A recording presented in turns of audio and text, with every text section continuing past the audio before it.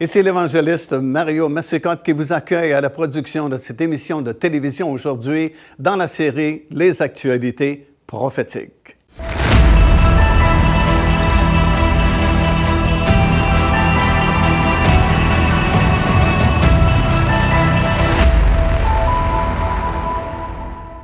Alors, comme nous l'avons vu, Gog est vraiment une entité démoniaque qui réussira dans ces derniers jours à rassembler une armée vraiment impressionnante, puisque la Bible mentionne à plusieurs reprises, comme nous le verrons un peu plus tard dans notre étude, multitudes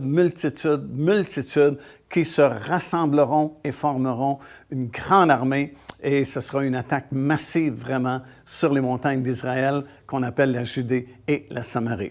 Alors, cette entité démoniaque contrôle, comme j'ai mentionné, toute cette région du nord, le septentrion. Septentrion veut dire l'extrémité du nord. Contrôle la région et le peuple de Magog, Rosh, Meshech et Tubal. Et nous voulons regarder ces noms plus attentivement. Par exemple, Magog. Bien, Magog, c'était le deuxième fils de Japhet, le fils de Noé. Et sa descendance est identifiée aux Scythes, lesquels sont mentionnés dans Colossiens, le 3e chapitre et le verset 11. Un peuple vraiment barbare, très barbare, qui existait autrefois. Selon plusieurs, ils s'établirent au nord de la mer Noire, où se trouve de nos jours, bien sûr, la Russie.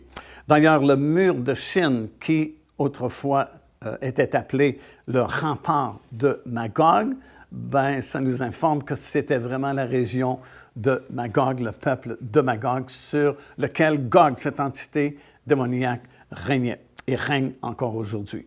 Gog est appelé le prince de Rosh, de Meshech et de Tubal.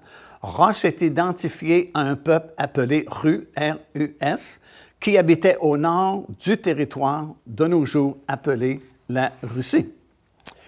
Meshech et Tubal, bien, ces groupes habitaient au sud du territoire, appelé aussi de nos jours la Russie. Alors, c'est toujours cette même région du septentrion, l'extrémité nord, par rapport à Israël.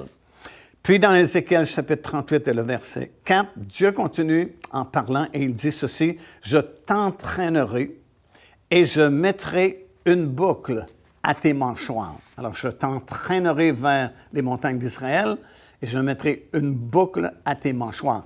Malheureusement, c'est une mauvaise traduction que nous avons dans la plupart des Bibles en français, puisque le texte original ne mentionne pas qu'une seule boucle, mais Dieu dit « Je mettrai des boucles » au pluriel à ta mâchoire et je t'entraînerai. Voulant dire qu'il y aura différentes pressions qui seront exercées sur ce groupe de personnes-là au septentrion d'Israël pour qu'ils puissent attaquer les montagnes d'Israël, ou le peuple qui vit dans les montagnes d'Israël, encore une fois, de la Judée et de la Samarie. Alors, il y a beaucoup de pression. C'est comme si Dieu provoque cette attaque-là, afin d'accomplir, justement, les paroles prophétiques qui ont été données. Et comme nous avons vu depuis le début de cette étude, depuis le chapitre 35 du livre d'Ézéchiel, et les raisons nous sont bien expliquées très clairement dans ces chapitres-là, comme nous l'avons vu ensemble. Alors Dieu continue et il dit « Je te ferai sortir, toi et toute ton armée, chevaux et cavaliers, tous vêtus magnifiquement, troupes nombreuses portant le grand et le petit bouclier, et tous maniant l'épée. » Alors souvent, certaines personnes s'objectent parce qu'on mentionne des chevaux, on mentionne des anciennes armes. Bien, c'est possible que ce soit ainsi parce que, comme nous l'avons appris, cette grande armée viendra par la vallée de Bassan, région montagneuse, et quelquefois c'est plus facile de voyager à dos de chevaux dans ces régions-là. Mais ça peut être des armes modernes aussi. parce que les mots hébreux qui sont utilisés dans le chapitre 38 l'indiquent. Par exemple, le mot hébreu « soas », qui est traduit par « chevaux » dans nos Bibles en français, peut vouloir dire aussi un oiseau ou un avion ou quelque chose qui vole. Alors, ce n'est pas limité aux anciennes armes, comme c'est mentionné dans ce chapitre-là, mais les mots hébreux veulent dire également autre chose. Puis, au versets 5 et 6, nous montre les noms des principaux pays qui se formeront en coalition pour cette attaque qu'on appelle la guerre de Gog et Magog. Et plusieurs de ces anciens noms mentionnés dans la Bible, dans Ézéchiel chapitre 38, se trouvent dans la table des nations que nous avons dans Genèse, le 10e chapitre, des versets 1 jusqu'à 22, tels que Gomer, que vous retrouvez dans Genèse chapitre 10, qui nous parle des nations après Noé qui se sont séparés des territoires dans ce monde. Alors, vous avez des noms qui sont mentionnés dans Genèse chapitre 10 comme Gomer, Magog, Tubal, Méshec, Togarma, Put, Tarsis, Séba et Dedan sont tous les descendants de Noé qui se sont établis dans différentes régions. Et c'est en étudiant justement ce 10e chapitre du livre de la Genèse et en regardant tous ces noms-là des descendants de Noé, des fils de Noé, et où ils se sont établis, qu'on peut reconnaître les régions mentionnées dans Ézéchiel chapitre 38. Bien sûr, au cours des années et au cours des siècles, souvent, les villes vont changer de nom. Et on a plusieurs exemples modernes autour de nous, de villes qui étaient appelées d'un certain nom autrefois et qui sont appelées d'un nouveau nom aujourd'hui. Depuis plusieurs années, par exemple, ce que nous appelons la Turquie aujourd'hui, autrefois c'était appelé l'Asie mineure. On parle d'Istanbul, autrefois c'était des anciens noms qui étaient mentionnés.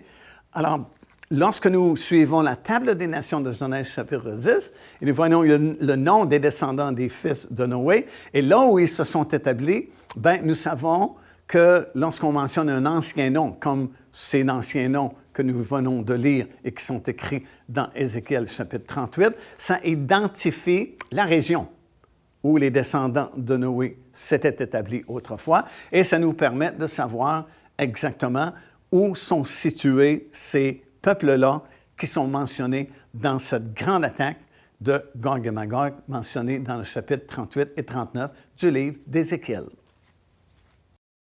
Alors, regardons maintenant à ces noms de pays mentionnés dans les versets 5 et 6 du 38e chapitre du livre d'Ézéchiel. Le premier nom qui est mentionné, premier peuple, première nation qui est mentionné, c'est la Perse. Maintenant, la Perse ancienne, aujourd'hui, s'appelle l'Iran, le plus grand ennemi actuellement d'Israël, l'Iran. Et c'est remarquable que ce soit le premier nom qui est mentionné dans cette coalition, parce qu'habituellement, les noms les plus importants sont mentionnés en premier. C'est comme lorsque vous achetez des conserves, vous avez toute une liste d'ingrédients à l'intérieur de la conserve que vous avez achetée et ils sont en ordre de priorité. Alors, les premiers ingrédients qui sont mentionnés, c'est parce qu'ils sont en plus grande quantité dans ce que vous avez acheté.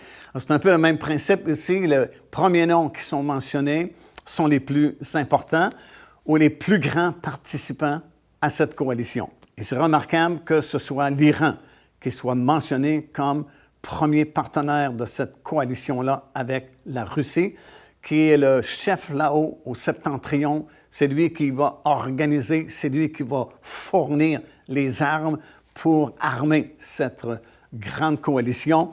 Et c'est l'Iran qui est mentionné en premier, le plus grand ennemi, encore une fois, d'Israël, parce que l'Iran supporte le Hamas et il supporte également le Hezbollah et il mentionne souvent son intention d'éliminer complètement Israël. Et aussi, comme on a mentionné précédemment, curieusement, l'Iran n'est pas mentionné dans le psaume 83. Et l'Iran fait partie vraiment de cette coalition de Gog et Magog. Bien sûr, comme je l'ai mentionné aussi précédemment, il est fort possible qu'une frappe préventive sur les installations nucléaires d'Iran vienne de la part d'Israël. On en parle régulièrement en Israël. C'est une possibilité, une chose qui peut arriver incessamment, vraiment, et qui définitivement serait comme la dernière boucle, peut-être, placée dans la mâchoire de Gog pour que cette attaque puisse se produire. Alors, vous savez, les choses peuvent bouger très rapidement à l'époque où nous sommes, parce qu'il ne reste que très peu de signes à accomplir avant l'établissement du royaume de Dieu sur cette terre. Bien sûr aussi, à cause du conflit qui perdure en Syrie, la Russie et l'Iran sont devenus de très proches amis. En fait, vous avez un trio, vous les voyez régulièrement en photo sur Internet, dans les journaux, entre le dirigeant de la Russie, le dirigeant de la Turquie et le dirigeant de l'Iran.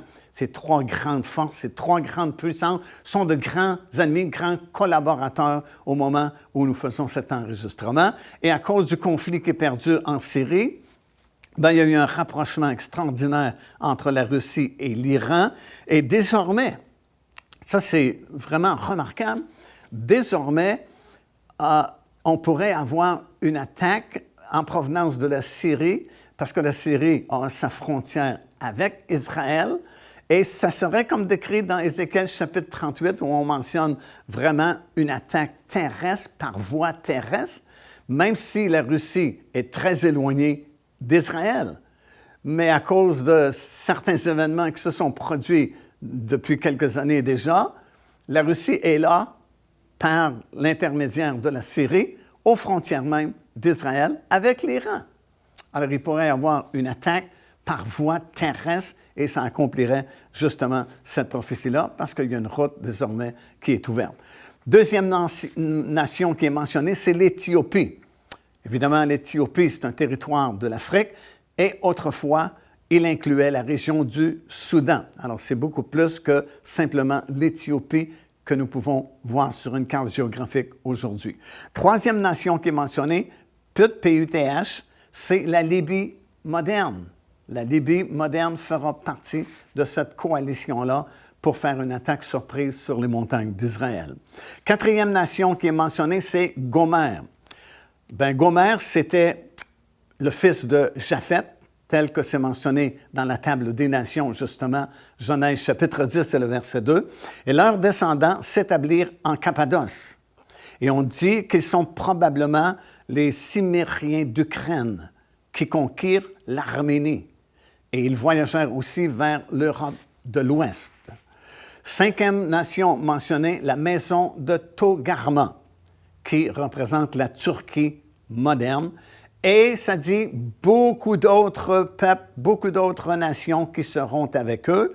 Et cette expression revient souvent. Par exemple, toujours dans le chapitre 38, verset 4, « Troupes nombreuses, peuples nombreux qui seront avec toi, toi et toute ta multitude autour de toi, et les nombreux peuples qui seront avec toi, toi et de nombreux peuples avec toi, une grande multitude, une armée puissante, les peuples qui sont nombreux. » Alors, je pense que vraiment Dieu veut que nous sachions que c'est une attaque massive qui se prépare contre la Judée et contre la Samarie, parce que, par de nombreuses références, on mentionne beaucoup de nations, beaucoup de peuples, grande multitude. D'ailleurs, l'endroit où on va enterrer les cadavres des soldats s'appelle multitude, Armona. Nous continuons à lire la prophétie dans Ézéchiel 38, cette fois-ci au verset 7. Ça dit « Prépare-toi, tiens-toi prêt ». Alors, on se souvient que la parole est adressée à Gog, au septentrion, complètement par rapport à Israël. C'est le grand organisateur de cette coalition. Et comme nous avons appris, c'est surtout une entité démoniaque qui agira bien sûr par l'entremise d'un être humain, mais c'est l'organisateur derrière la scène. Et la parole dit à Gog, « Prépare-toi, tiens-toi prêt, toi et toute ta multitude assemblée autour de toi, sois leur chef. » Alors, Gog sera le leader de cette coalition, le fournisseur d'armes, si vous voulez, et vraiment, il n'y a que la Russie qui pourrait, au septentrion d'Israël, organiser une telle chose et équiper une armée aussi massive. Et des versets 8 jusqu'à 13, nous lisons ceci. « Après bien des jours, tu seras à leur tête dans la suite des années. Tu marcheras contre le pays dont les habitants échappés à l'épée auront été rassemblés d'entre plusieurs peuples sur les montagnes d'Israël. Longtemps déserts, retirés du milieu des peuples, ils seront tous en sécurité dans leur demeure. » Remarquez, ils seront en sécurité dans leur demeure. Tu monteras, tu t'avanceras comme une tempête. Tu seras comme une nuée qui va couvrir le pays, toi et toutes tes troupes et les nombreux peuples avec toi. Ainsi parle le Seigneur l'Éternel. En ce jour-là, des pensées s'élèveront dans ton cœur et tu formeras de mauvais desseins. Tu diras, je monterai contre un pays ouvert, je fonderai sur des hommes tranquilles et en sécurité dans leur demeure, dans des habitations sans murailles et n'ayant ni verrou ni porte. J'irai faire du butin et me livrer au pillage, porter la main sur des ruines maintenant habitées et sur un peuple recueilli du milieu des nations, ayant des troupeaux et des propriétés et occupant les lieux élevés du pays.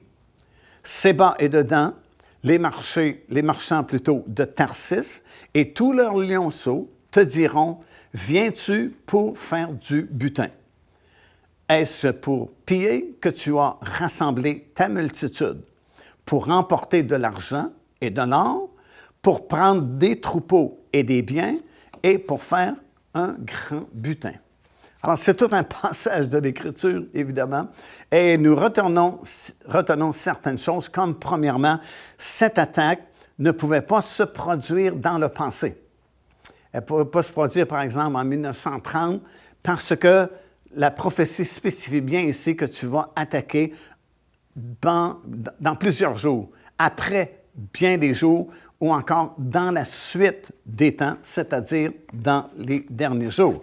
Deuxièmement, ça ne pouvait pas se produire avant le retour du peuple juif en Israël et la création de l'État d'Israël, parce que la prophétie disait « Tu marcheras contre le pays dont les habitants auront été rassemblés d'entre plusieurs peuples sur les montagnes d'Israël depuis longtemps désertes. » Et comme nous l'avons expliqué précédemment, c'est vraiment l'histoire de ce territoire-là qu'on appelle la Judée et la Samarie, qui, comme nous l'avons vu, est vraiment le cœur d'Israël. Parce que c'est là où Abraham était quand Dieu a renouvelé ses promesses qu'il lui donnait ce pays-là. C'est là où les prophètes ont vécu et ont prophétisé. La Judée et la Samarie, vraiment, c'est le cœur d'Israël. Et l'attaque ne pouvait pas se faire sur ce territoire-là avant qu'Israël ait été ramené de plusieurs nations, comme nous venons de lire ici dans les Écritures. Alors, il y a un temps pour chaque chose, et puis, selon les descriptions qui nous sont données dans ce 38e chapitre, il est évident que cette attaque ne pouvait pas se produire il y a plusieurs années passées, mais qu'aujourd'hui, c'est imminent parce que ces conditions-là sont vraiment accomplies. Alors, c'est évident que cette attaque ne pouvait pas se produire il y a plusieurs années passées parce qu'il y avait certaines conditions qui devaient être remplies pour que cette attaque puisse avoir lieu. C'est un peu, vous savez, comme cette doctrine que nous entendons souvent prêcher concernant l'enlèvement des croyants. Et puis on entend dire souvent que le Seigneur peut venir n'importe quel moment. Il pourrait venir maintenant pendant qu'on est en train de faire cet enregistrement de cette production aujourd'hui. Mais vraiment, il n'y a pas d'appui biblique solide pour affirmer une telle chose, du moins pas présentement. Et la raison est bien simple, c'est qu'il y a des signes qui nous ont été donnés dans la parole de Dieu pour nous prévenir de la proximité du retour du Seigneur. Alors, logiquement, aussi longtemps que tous les signes qui nous ont été donnés ne sont pas encore accomplis, Jésus ne peut pas revenir parce qu'il nous a dit qu'on verrait ces signes avant son retour. Par exemple, le Seigneur Jésus ne pouvait pas revenir avant 1948 parce qu'Israël était encore dispersé parmi les nations du monde. Alors, ils ne pouvaient pas revenir en Israël. C'était d'autres peuples qui avaient pris le territoire, la place d'Israël, parce qu'ils avaient été dispersés. La même chose pour la ville de Jérusalem. Jésus ne pouvait pas revenir avant 1967, parce que ce n'est qu'à ce moment-là, au mois de juin 1967, à l'occasion de ce qu'on appelle la guerre des 6 jours, que la vieille partie de la ville de Jérusalem est revenue sous le contrôle juif. Jusqu'à ce moment-là, et depuis à peu près 2600 ans en arrière, Jérusalem n'appartenait pas complètement au peuple juif, mais c'était d'autres nations qui contrôlaient, surtout la vieille ville, la vieille partie de la ville de Jérusalem, où finalement se trouvent à peu près tous les lieux sacrés. Où se trouve l'esplanade du temple, où se trouvait le temple de Dieu autrefois, Golgotha, la montagne des Oliviers, et ainsi de suite, sont situés dans la vieille partie de la ville de Jérusalem. Et lorsqu'en 1967, finalement, Israël a pris possession de la vieille partie de la ville, qu'on appelait à l'époque Jérusalem-Est, bien, immédiatement, ils ont joint Jérusalem-Est à Jérusalem-Ouest, et c'est devenu la capitale indivisible d'Israël. Et à ce moment-là, ça faisait, comme je mentionnais, à peu près 2600 ans passés qu'Israël ne contrôlait pas complètement la ville de Jérusalem. Bien, tant et aussi longtemps que ces lieux saints n'étaient pas sous le contrôle israélien, Jésus ne pouvait pas revenir. Il ne pouvait pas revenir poser ses pieds sur le sommet de la montagne des Oliviers parce que ça n'appartenait pas ou ce n'était pas sous le contrôle israélien jusqu'en 1967. Alors, c'est la même chose pour la bataille de Gog et Magog. Elle ne pouvait pas se produire il y a plusieurs années passées parce que, premièrement, la prophétie disait elle-même que c'était pour le temps de la fin, après bien des jours, dans les derniers jours. Et deuxièmement, comme nous venons de le voir, il fallait que le peuple soit revenu parce que la prophétie disait que Gog et Magog va descendre contre un peuple qui a été rassemblé de plusieurs nations du monde et qui maintenant sont établis dans leur pays et ils sont en sécurité. Justement, deuxièmement, cette expression-là, mentionnée dans Ézéchiel 38, contre un peuple qui est en sécurité dans leur demeure, le mot « sécurité » en hébreu veut dire aussi « confiant ». Et c'est exactement les sentiments des gens qui habitent cette région-là, spécifiquement la Judée et la Samarie, qui sont souvent référés comme étant les montagnes d'Israël. Et dans cette région-là, c'est là où se fera l'attaque de Gog et Magog. Et dans cette région-là, il n'y a pas de mur. Bon, il y a certains bouts de murs qui ont été construits ailleurs en Israël pour se protéger contre les attaques de leurs ennemis, mais il n'y en a pas en Judée et en Samarie. C'est une région où il n'y a pas de mur ni de muraille. Quatrièmement, ça dit « tu monteras et tu t'avanceras comme une tempête ». Ça veut dire soudainement et massivement, comme une nuée qui va couvrir le pays. Autrement dit, c'est comme hier, il n'y avait rien et tout à coup, une armée immense descend sur les montagnes d'Israël. Cinquièmement, ça dit « des pensées s'élèveront dans ton cœur et tu formeras de mauvais desseins et tu diras « j'irai faire du butin et me livrer au pillage ». Et attention, regardez bien ce qui suit. Ça veut dire porter la main, c'est-à-dire prendre contrôle sur des ruines. C'est vraiment très significatif parce que il y a eu beaucoup de gens qui ont spéculé à savoir c'est quoi le butin qu'ils vont venir faire, c'est quoi l'or et l'argent qu'ils vont venir chercher en Israël. On a proposé les minéraux de la mer Morte. Récemment, on a proposé le gaz qu'ils ont trouvé dans la mer Méditerranée et ainsi de suite. Mais je crois que ce bout de verset-là ici est significatif d'une prise de possession du territoire plus que des richesses comme le pétrole ou comme le gaz ou comme les minéraux de la mer Morte. Parce que, si vous suivez un peu les actualités, nous réalisons qu'à ce moment ici, à cause des changements qui se sont accomplis récemment, c'est de moins en moins possible de créer un État palestiniens, à même les terres d'Israël. Et le fait que c'est écrit ici dans ce passage-là, prendre contrôle ou se livrer au pillage et prendre le territoire de ces anciennes ruines, parce qu'on a étudié précédemment comment ces montagnes sont devenues désertes à cause de la déportation du peuple juif à l'extérieur du monde, dans les pays du monde, mais que la prophétie disait qu'à nouveau la terre serait ensemencée, les villes reconstruites et les peuples reviendraient s'établir dans cette région-là. Et parce que cette région-là est contestée, parce qu'on ne l'appelle pas habituellement la Judée et la Samarie dans notre monde moderne, on l'appelle la Cisjordanie, ou le fameux West Bank, dont on entend souvent parler dans les nouvelles. Et ce territoire-là est réclamé par les Palestiniens pour faire partie de ce nouvel État palestinien qui voudrait être créé parmi les terres d'Israël. Alors, je pense que c'est beaucoup plus une question de saisir le territoire.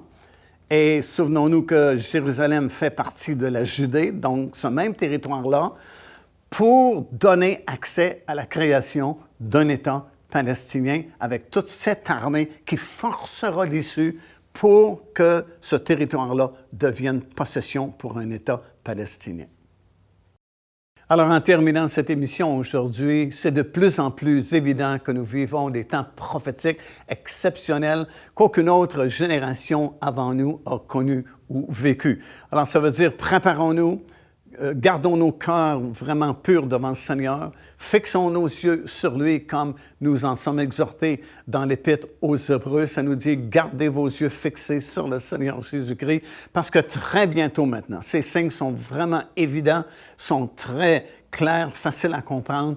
Jésus revient vraiment prochainement.